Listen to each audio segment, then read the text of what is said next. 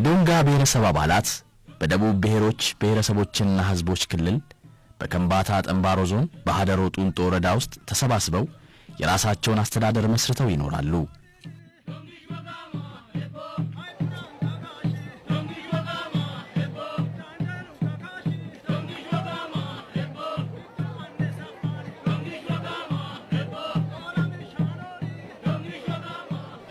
የብሔረሰቡ አባላት ለኑሮ ምቹ ሆነው ባገኟቸው በወላይታ በሃዲያና በዳውሮ ዞኖች በአንገጫ በጠምባሮና በዲዮ ጋና ወረዳዎች ውስጥ በተለያዩ ቀበሌዎች በተበታተነ መልኩ እንደሚኖሩም ይነገራል።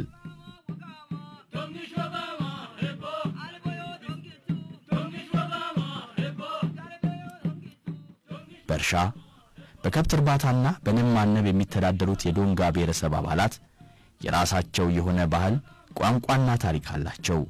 በተለይም የብሔረሰቡ ሰላምና አንድነት ተጠብቆ እንዲኖር ያገዛቸው ለበርካታ ዓመታት ተጠብቀው ያቆዩት ጠንካራ ባህላዊ አስተዳደራቸው መሆኑን አባቶች ይናገራሉ። ሀተ ማሪ ሚራነ ማሪ አንዘ ማሪ ወዘ ማሪ አዶንቱማ ማቾቻሚ ዶንጊዝባ ሐራሪ መጋኖ ይካን ማቾች ሄራይ ማሪ ሀተ ማሪ አነጋሳ ማሪ። በዶንጋ ብሔረሰብ ከፍተኛ ስልጣን ያለው ንጉሱ ወይም እነሱ ወማ ብለው የሚጠሩት ግለሰብ ነው። የዶንጋ ብሔረሰብ በንጉስ መተዳደር ከጀመረበት ከ13ኛው መቶ ክፍለ ዘመን ጀምሮ 16 የሚሆኑ ወማዎች እየተፈራረቁ በስልጣን ላይ የቆዩ ሲሆን ሁሉም ሳንቲያኖ ከተባለው አንድ ጎሳ የተገኙ ናቸው። ሂደቱም ከአባት ወደ ወንድ ልጅ የሚተላለፍ የእድሜ ልክ ስልጣን ነው። ወማው ወንድ ልጅ ከሌለው የመጋባት ጉባኤ ከማቹ ወማ ወንድሞች መካከል በተሻለ መንገድ ብሔረሰቡን ይመራል ብሎ ያመነበትን መርጦ ያነግሳል። ከወማው ዝቅ ብሎ የሚገኘው ከፍተኛው የስልጣን እርከን የመጋባት ጉባኤ ይባላል። ይህ ጉባኤ በሃደሮ ጡንጦ ወረዳ ውስጥ ተሰባስበው በሚገኙ 10 የዶንጋ ጎሳ መሪዎች የተዋቀረ ነው። የእያንዳንዱ ጎሳ መሪ መጋባ ተብሎ የሚጠራ ሲሆን በአንድ ላይ መጋባዎች ወይም መጋባት ይባላሉ። መጋባነት በዘር ሳይሆን ከየጎሳው የአስተዳደር ብቃትና ነገር አዋቂነት መሰረት አድርጎ በምርጫ የሚሰጥ ስልጣን ነው። የመጋባት ጉባኤን እንዲመሩ የተመረጡት ሰው የንጉሱ የቅርብ አማካሪ በመሆንም ያገለግላሉ። እያንዳንዱ መጋባ በተመረጠበት ጎሳ ውስጥ ከነፍስ ማጥፋት በመለስ የሚከሰቱ ግጭቶችን ይፈታል። አንድ ሰው በራሱ ጎሳ ወይም በሌሎች ጎሳ አባላት ላይ በስህተት ጉዳት ቢያደርስ ወደ ጎሳ መሪው ቤት ሄዶ የሆነውን ሁሉ ምንም ሳይቀንስ ይናገራል። ያጠፋው ጥፋት የሚያስቀጣው እንኳን ቢሆን እውነቱን ተናግሮ ይቅርታ ይጠይቃል እንጂ ዋሽቶ ነፃ ለመውጣት አይሞክርም። እነዚህ ሰዎች ወንድማማቾች ናቸው። የአንደኛው ልጅ በስህተት የሰው ሕይወት አጥፍቷል።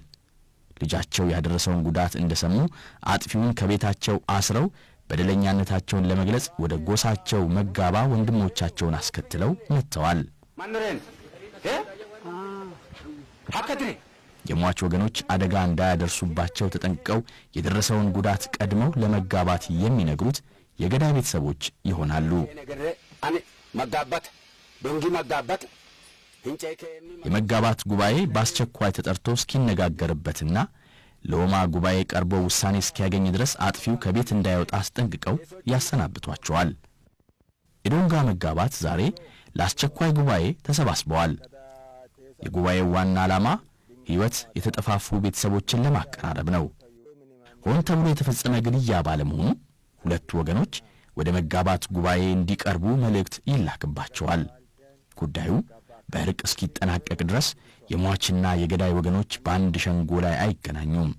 በመሆኑም ወደ መጋባት ጉባኤ የሚቀርቡት በየተራ ነው።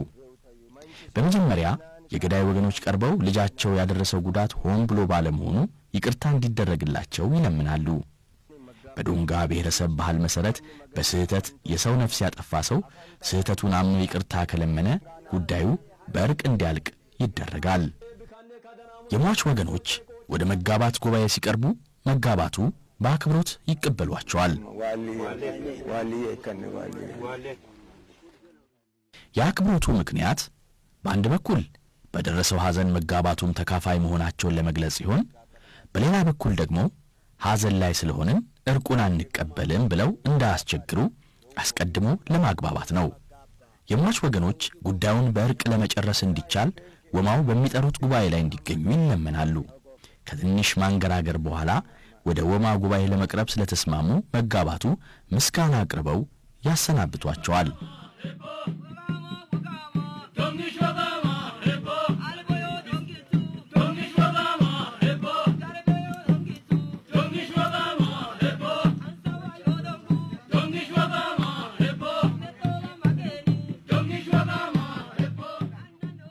ሶዲቾ ዋሻ የዶንጋ ብሔረሰብ አባላት በየዘመኑ ለተቃጡባቸው ተደጋጋሚ ጦርነቶች ሁሉ የማይደፈር ምሽግ ሆኖ አገልግሏቸዋል። የብሔረሰቡ አባላት በዚህ ዋሻ ውስጥ በየጊዜው እየተሰበሰቡ እንደ አንድ ልብ መካሪ፣ እንደ አንድ አፍ ተናጋሪ ሆነው ከብረት የጠነከረ ህብረታቸውን አሳይተውበታል። ከ500 በላይ የሚሆኑ ሰዎችን ሳያጨናንቅ የሚያስጠልለው ሶዲቾ ዋሻ እስከ 1997 ድረስ ከዶንጋዎች ውጪ ማንም የሚያውቀው አልነበረም። በዋሻው አቅራቢያ የሚገኝ የአንድ ትምህርት ቤት መምህር ለሚመለከተው አሳውቆ ይፋ እስኪያወጣው ድረስ ሶዲቾ ዋሻ በዶንጋዎች ልብ ውስጥ እንደተደበቀ ዘመናትን አስቆጥሯል። 28 ሜትር ርዝመትና 30 ሜትር ስፋት ያለው ይህ የሶዲቾ ዋሻ በአሁኑ ጊዜ በክልሉ ከሚገኙ የተፈጥሮ ቅርሶች አንዱ ሆኖ ለመመዝገብ በቅቷል። የዶንጋ ብሔረሰብ አባላት እንደ ጥንቱ ሁሉ ዛሬም በሶዲቾ ዋሻ ውስጥ ታላቅ ጉባኤ እያካሄዱበት ነው። የወማ ጉባኤ በመሆኑ የሚመለከታቸው ሁሉ ተገኝተዋል። ከዋሻው በስተግራ ወማው፣ ቃልቻውና አማካሪዎቻቸው የተዘጋጀላቸውን ቦታ ይዘዋል። በስተቀኝ በኩል ደግሞ ከየጎሳው የተውጣጡ ሽማግሌዎችና የሁሉም ጎሳ መጋባት ተገኝተዋል። ጦርና ጋሻቸውን ጨብጠው የንጉሱ ጠባቂዎች፣ በእነርሱ አጠራር ቤጣባዎች አንዳች ነገር እንዳይከሰት በተጠንቀቅ ቆመዋል። ዛሬ በዚህ ዋሻ ለሚካሄደው ጉባኤ ዋናው ምክንያት በስህተት ሕይወት ያጠፋና በልጃቸው ሞት ምክንያት ጉዳት የደረሰባቸውን ወገኖች ገስጾና አጽናንቶ ለእርቅ ለማመቻቸት ነው። የሟችና የገዳይ ጎሳ አባላት ጥሪ ስለተደረገላቸው በአዳራሹ የመሃል ረድፍ ተቀምጠው ፊት ለፊት እየተያዩ የወማውን ውሳኔ ይጠብቃሉ። ወማው ለረጅም ሰዓታት ከመጋባትና ከአማካሪዎቻቸው ጋር በጉዳዩ ከተነጋገሩበት በኋላ ጉባኤው እንዲጀመር አዘዙ። የመጋባት ጉባኤ ሰብሳቢና የንጉሱ አማካሪ የሆኑት ግለሰብ ሲቆሙ ጸጥታ ሰፈነ። አማካሪው ከወማው ጋር እየተመካከሩ በየተራ እንዲመጡ መልእክተኛ ላኩ።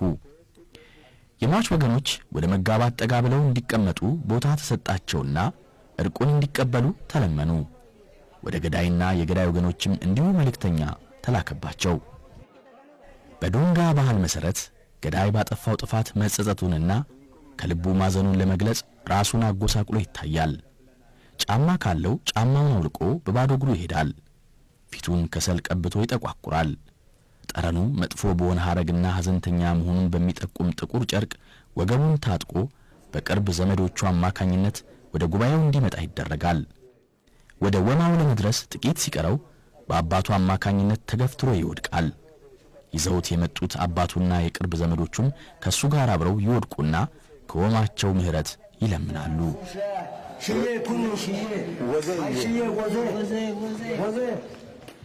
የሟች ወገኖች እርቁን ላለመቀበል ትንሽ ያንገራግራሉ። ወማውና የሁሉም ጎሳ መጋባት ቆመው ከለመኗቸው በኋላ እሽታቸውን ይገልጻሉ። አንገት አንገት አንገት አንገት ቀርባ አንገት። በዚህ ጊዜ ገዳይና የገዳይ ወገኖች ከወደቁበት መሬት ላይ እንዲነሱ ይነገራቸዋል። ሆኖም እርቁ ገና ያልተፈጸመ በመሆኑ ሁለቱ ወገኖች አንድ ላይ ቆሙም፣ ፊት ለፊትም አይተያዩም።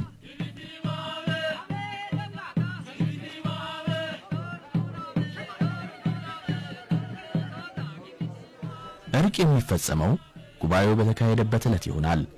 እርቁ ሳይፈጸም ውሎ ካደረ ግን የሟች ጎሳ አባላት ተንቀናል የሚል ስሜት ያዳብሩና ወደ አላስፈላጊ ደም መፋሰስ ሊያመሩ ይችላሉ ተብሎ ይሰጋል። ከሰው ሕይወት መጥፋት ጋር በተያያዘ የሚፈጸም እርቅ የሚከናወነው ወማውና አስሩም መጋባት በተገኙበት ማታ ሲሆን ቦታውም በደል ባደረሰው ሰው ቤት ይሆናል። Manni asse magani sumu kuma samuni. Ni dolla kane bikabaji gute bikane kadanamuta magan koche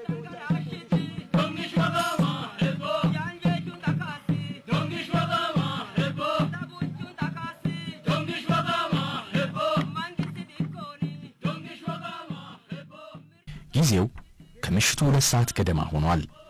የዶንጋ ወማና 10ሩም የጎሳ መጋባት በገዳዩ ግቢ ተገኝተዋል። የእርቁን ሥርዓት የሚመሩት የወማው አማካሪ ሲሆኑ የሚያግዟቸው ሽማግሌዎችና ሌሎች ሰዎች በተጠንቀቅ ላይ ናቸው። ወማው እርቁን ለመፈጸም የሚያገለግሉ ነገሮች መሟላታቸውን ካረጋገጡ በኋላ ሥርዓቱን የሚመሩት 3 ሽማግሌዎችን መርጠው ወደ ገዳይ ቤት እንዲገቡ ያዛሉ። በመጀመሪያ የገዳይ ቤተሰቦች በሙሉ መብራቱን አጥፍተው ጥቁር በግ እየጎተቱ ከቤታቸው እንዲወጡ ይደረጋል። ይህም የሰው ነፍስ እንዲያጠፉ የገፋፋው ክፉ ሰይጣን ከጥቁሯ በግ ጋር አብሮ ይወጣል የሚል እምነት ስላለ ነው። እነሱ ከቤት ወጥተው ወደ ጓሮ ሲሄዱ የዶንጋ ብሔረሰብ አባል ያልሆነ ሰው ተፈልጎ የተዘጋጀችውን ጥቁር በግ እንዲያርዳት ይሰጠዋል። ከገዳዩ ቤት በራፍ ታርዳ ደሟ ከፈሰሰ በኋላ ትጣላለች። በዚህም እንደ በጓ የጠቆረው ክፉ ሰይጣን ከኛ ይርቃል ብለው ያምናሉ። ከገዳዩ ወገኖች መካከል በስህተት ከቤት ያልወጣ ወይም አቅመ ደካማ ቢኖር እንዳያይ በሚል የሟች ቤተሰቦች ፊታቸውን ወደ ኋላ አዙረው የበጓን ደም እየተራመዱ ጨለማ ወደ ነገሰበት የገዳይ ቤት ይገባሉ። ከቤቱ ወለል ወይም ሳሎን ላይ በተነጠፈው ምንጣፍ ላይ እንዲቀመጡም ይደረጋል። ቀጥለው የገዳይ ወገኖችም እንደ ሟች ወገኖች ሁሉ ደሙን ተራምደው ወደ ቤት ይገቡና ከሟች ወገኖች ጋር በአንድ ላይ ይቀመጣሉ። ከአስታራቂ ሽማግሌዎች አንዱ ጨለማ በዋጦ ቤት ውስጥ ቆሞ ማንም ሳያየው በየተራ የሚገቡት የሁለቱም ወገኖች ሳይቸገሩ እንዲቀመጡና በአንድ የጋራ ሸማ እንዲሸፈኑ ያደርጋል። ሁሉም በሸማው መሸፋፈናቸው ሲረጋገጥ ሁለተኛው አስታራቂ ሽማግሌ ክብሪት ጭረው መብራት ያበራሉ። እንደ ጨለማው ከብዶ የነበረው ቂምና ጥላቻ ተወግደው መጪው ኑሯቸው ብሩህ ይሆንላቸው ዘንድ የሚያመለክተው ብርሃን እንደታየ ሶስተኛው አስታራቂ ማር በርዘው ክፉ እንዲርቅ በጎ ነገር እንዲቀርብ መልካም ምኞታቸውን እየገለጹና ፈጣሪን እየለመኑ ይረጫሉ።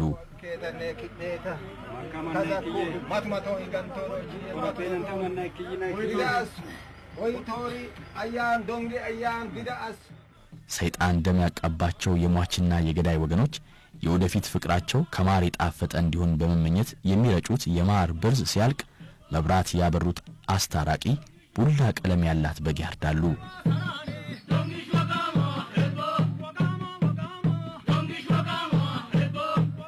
ገዳይና የሟች እናት በአንድ ዕቃ አብረው በመጠጣት እርቁን መቀበላቸውን ያሳያሉ። ብርዙንም ሆነ የታረደውን ቡላ በግ በጋራ ይበላሉ፣ ይጠጣሉ።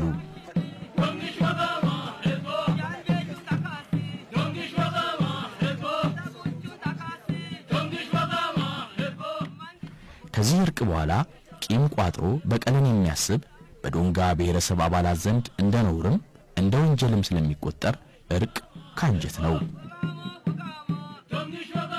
ወማው ለብሔረሰባቸው ሕይወት ያላቸውን ተቆርቋሪነት ለማሳየት ሲሉ የእርቅ ሥርዓቱን በገዳይ ቤት እስከ ፍጻሜው ተከታትለው ታራቂ ወገኖችን ይመርቃሉ።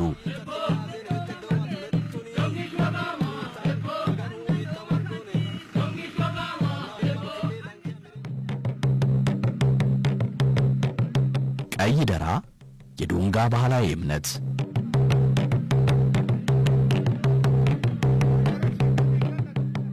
የዶንጋ ብሔረሰብ ቀደም ባሉት ዓመታት በቃልቻ ያምን ነበር።